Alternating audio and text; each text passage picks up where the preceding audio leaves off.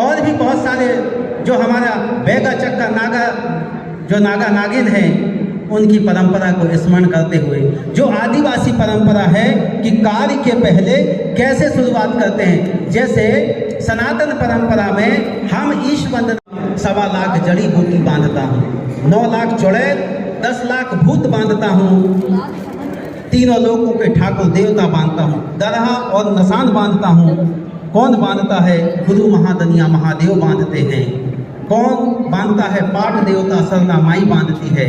मैं उनका भगत बांधता हूँ। चाहे सूखे गोबर के उपले उड़ जाएं, पशु उड़ जाएं, पेड़ उड़ जाएं, पत्थर और पहाड़ उड़ जाएं, पर मेरे शब्द खाली ना जाएं। इसी के साथ मैं पुनः जो है उस परंपरा को स्मरण करके और अपनी बात शुरू करता हूँ। आप मैं इस लोक परंपरा की बात कह रहा हूँ। परंपरा हम सब जान रहे हैं और मैं उन परंपराओं की बात करूँगा जो आप सुने होंगे, स्मृति में होंगे, कहीं कहीं विस्मृत हो गए होंगे। मैं उन परंपराओं की बात करूंगा। समय कम है इसलिए संकेत रूप में बात करना चाहूँगा। देखिए परंपरा कौन सी है? अलाव जलाने की परंपरा। अलाव कितने लोग जानते हैं? अब मुझे नहीं कर रहा हूँ। जिनमें लोक साहित्यकार जो कम से कम 30, 35, 40 लोक साहित्यकार हैं, चाहे वो संजीव का धार हो, चाहे जंगल जहाँ शुरू होता हो, चाहे रणेंद्र का ग्लोबल गांव का देवता हो, चाहे गायब होता देश हो, चाहे गूंगी रुलाई का कोरस हो, चाहे मैत्री पुष्पा का अलमा कबूतरी हो, चाहे मैत्री पुष्पा की ही झूला नट हो, चाहे श्याम परमार का भोरकाल हो, चाहे पीटर पाल एक्का का जंगल का गीत हो, चाहे और भी ऐसे पलाश के फूल हो, लोक बाबू का बस्तर बस्तर हो।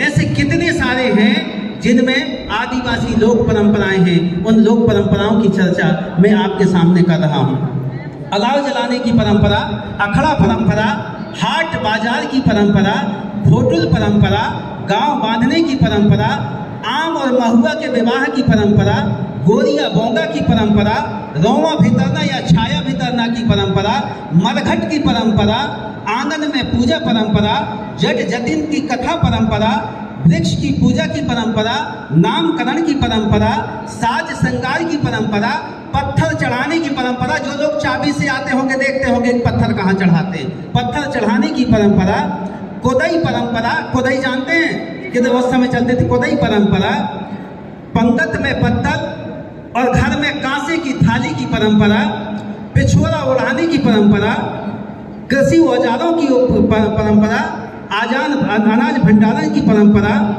हरेली त्योहार की परंपरा, पढ़ा उठाने की परंपरा, पांव पखारने की परंपरा, खमला फेंकने की परंपरा। जो आदिवासी साहित्य में है, मैं केवल उनकी चर्चा कर रहा हूँ। लोक साहित्य में कितनी चीजें जिनको हम विस्मृत कर गए हैं। एक गीत के माध्यम से आपके सामने रखूंगा। आपने कितना बढ़िया लोक परंपरा को जीवंत रखा है। मैं एक गीत है जो साहित्य भी है, लोक साहित्य का भी है और शिष्ट साहित्य का भी है।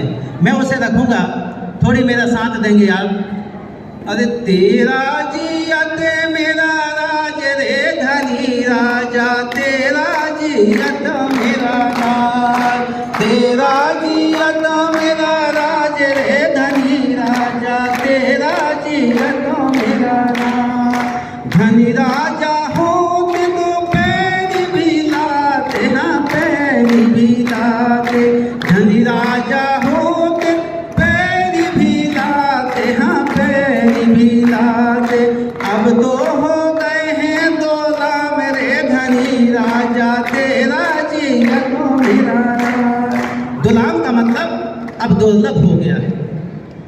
तो इस तरह की जो हमारे शादी विवाह आदि पूजा पाठ परंपरा में जो चीज़ें थी, अब हम वो विस्मृत होते जा रहे हैं। तो बहुत सारी जो चीज़ें हैं मैं आपको फिर बहुत संक्षेप में बताऊंगा।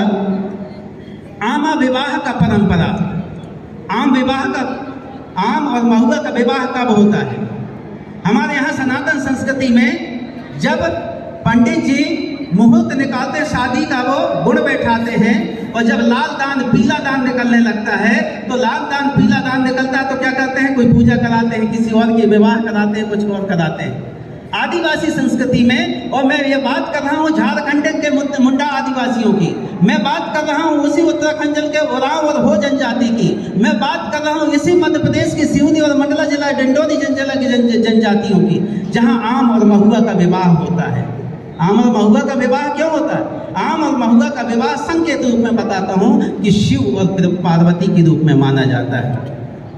पत्थर चढ़ाने की परंपरा, पत्थर आप जानते हैं ना, जिसे हम बंजारी माई कहते हैं, कोई घाट माई कहता है, कुछ और कहता है। वहाँ तो जो है आदिवासी संस्कृति में जो पत्थर हैं, जब गांव की रक्षा किसी प्रकार से कोई चीज़ हो जाती है तो गांव के सब इकट्ठे लोग होकर जो है और एक स्थान पर पत्थर चढ़ाते हैं, मन्नत मांगते हैं और इसके बाद अपनी मनोकामनाएं पूरी करना चाहते हैं। तीसरी है हाट बाजार की परंपरा। हम सब लोगों ने सुना है कि हाट बाजार में तो केवल वस्तु का क्रय विक्रय किया जाता है। मुझे लगता है कि ये बात, ये परंपरा उस परिभाषा के अंतर्गत बहुत छोटी और बौनी पड़ती है। जबकि हाट और बाजार की परंपरा है, भगोरिया हाट लगता है। उस भगोरिया हाट का मतलब वस्तुओं का क्रय विक्रय नहीं है। उस भगोरिया हाट का मतलब सम्मेलन होता है, जहां हमारे शादी विवाह के संबंध भी जो है तय किए जाते हैं। ये आदिवासी संस्कृति थी। सम्मेलन आज हम दूसरी जगह देते हैं कि हमारे यहाँ देखिए माननीय मुख्यमंत्री जी, माननीय प्रधानमंत्री जी वैवाहिक सम्मेलन कराते हैं। वहाँ आदिवासी संस्कृति में तो पहले से ही ऐसी परंपरा थी। देखिए, और आप जो भूल गए होंगे मरघट परंपरा। मरघट की कितने लोग सुने हैं? मरघट कितने लोग जानते हैं? बड़ा हम तो उसको बोलते हैं कि शमशान है। मरघट की परंपरा देखिए कैसे होते हैं, जहां हम जानते हैं कि भारतीय परंपरा कुटुंब की परंपरा है। कुटुंब की परंपरा कैसे होते हैं? कुटुंब में सब एक ही, हम अपने कुल के, गोत्र के हम सब लोग रहते हैं। मरघट में भी उसी परंपरा का पालन होता है। जब मरघट में जाते हैं तो कहते हैं कि आजा की मरघट्टी कहाँ थी? जब आजा की मरघट्टी कहाँ थी तो उस मरघट्टी को देखते हैं और उसी के आजू बाजू जो उस परिवार के सदस्य का फिर देखते हैं कि किस गोत्र के हैं, कौन से गोत्र के हैं। 7 देवों में से कोई एक देव के हैं तो वो कहते हैं कि इस देव के हैं, यहाँ पर जो है शमशान घाट बनाई जाए। जीते जी तो हम कुटुंब में रहते ही हैं, मरने के बाद भी आदिवासी संस्कृति, जिन्हें आदिवासी साहित्य आज भी बचाए हुए है, और वो कहता है कि वो परंपरा जो है मरघट की परंपरा है। देखिए इस तरह की परंपरा है। दूसरी और देखता हूं मैं, बहुत नाम छोड़ के बताया जा रहा हूं मैं आपको। पंगत में पिछोला उड़ाना। पिछोला कब उड़ाते हैं?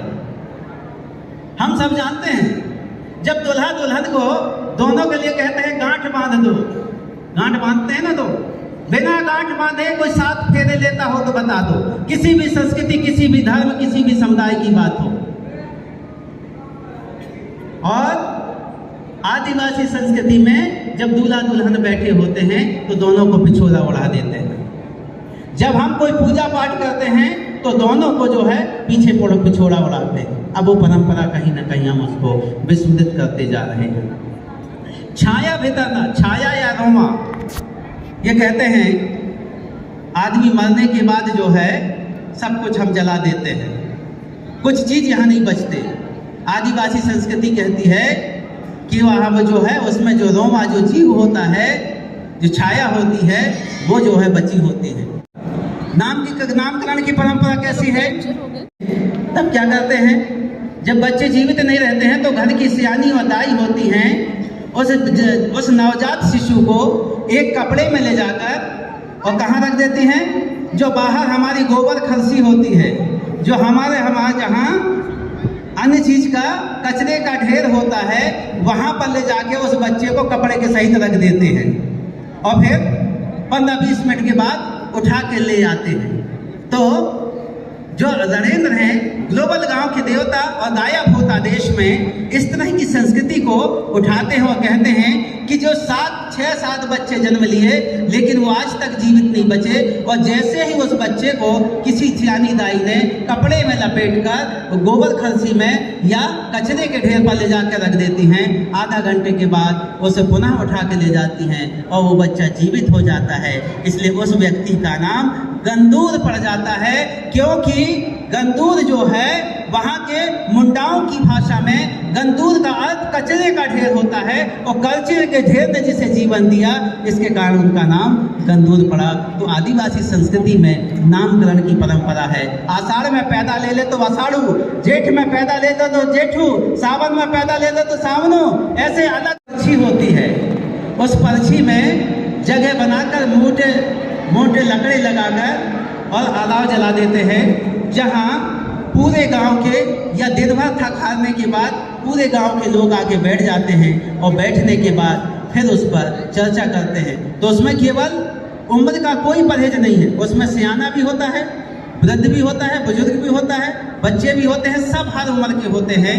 और जो श्रम दिन भर का श्रम होता है, उस श्रम का परिहार उस अलाव के किनारे बैठकर करते हैं, चर्चा करते हैं, एक दूसरे से बताते हैं, आज की दिन भर की बीती बताते हैं, कल की बात बताते हैं, बीते कल की बात बताते हैं, जीवन की बात बताते हैं। ऐसे तमाम तरह की चीज़ें हैं। तो अब तो लिखित कोई संविधान नहीं है आदिवासियों में। पढ़ाव उठाते हैं, कितने लोगों को पता है आदिवासी संस्कृति में पढ़ाव उठाया जाता है? और पढ़ा कब उठाया जाता है?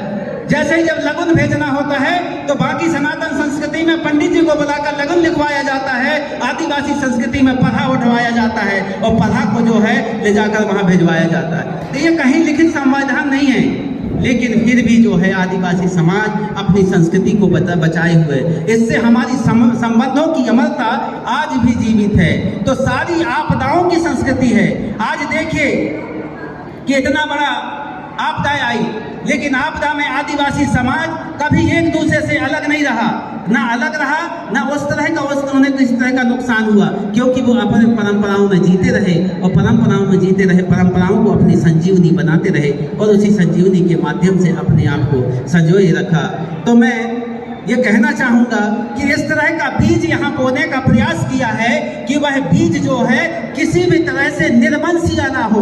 आदिवासी समाज की परंपराएं बीज को जो है अमर बीज बनाने की कोशिश करती हैं, निर्वंशीय बीज नहीं बनाती। जैसे आपने मोटे दाना जिनको श्री अन्न कहते हैं, मिलेट्स कहते हैं, कोदो है, कुटकी है, कगनी है, सवा है, ये सारी चीज़ें हैं। आपको सब जानते हैं कोदो, कुटकी, कन्नी, सवा।